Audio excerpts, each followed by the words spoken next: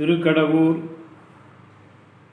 திருத்தலத்தில் வாழுகின்ற அபிராமி அன்னையாம் அவள் திருவருளை வேண்டி தொழுது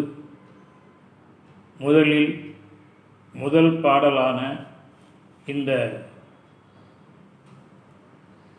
அபிராமி அன்னை பதிகத்தை பற்றி முதல் பாடலையும் அதனுடைய விளக்கத்தையும் பார்க்கலாம்.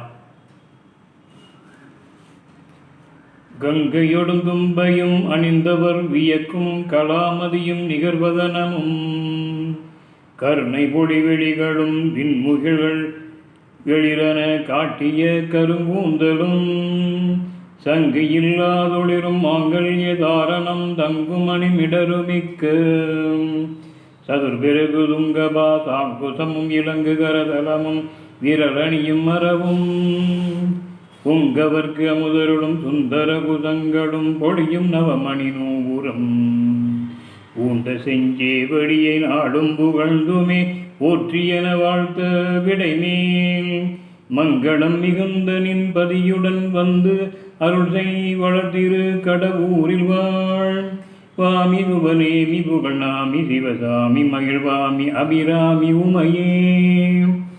இப்படி தன்னுடைய முதல் பதிகத்திலே அன்னையினுடைய அழகை வர்ணித்து பாடுகிறார்.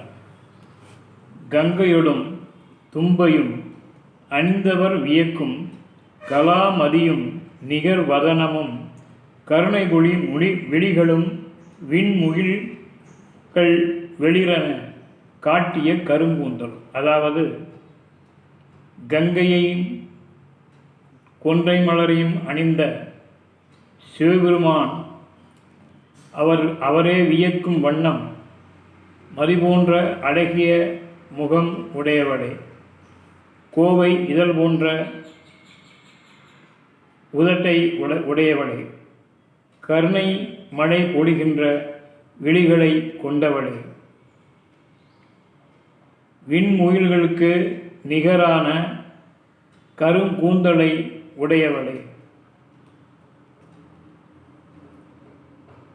சிவபெருமான் அணிந்த திருமாங்கல்யத்தை கழுத்திலே அணிந்து கொண்டு ஜொலிக்கின்ற என் உமையவளே, பாசாங்குசமும் பாசம் அங்குசம் போன்ற ஆயுதங்களை பாம்பையும் தன் கைகளிலே கொண்டு உங்கவர்க்கு அமுதருளும் அந்தர குசங்களும் அதேபோல வானில் உள்ள வானவர்களுக்கும் தன்னை நாடி வந்த பக்தர்களுக்கும் அருள் புரிகின்ற என் அன்னையே,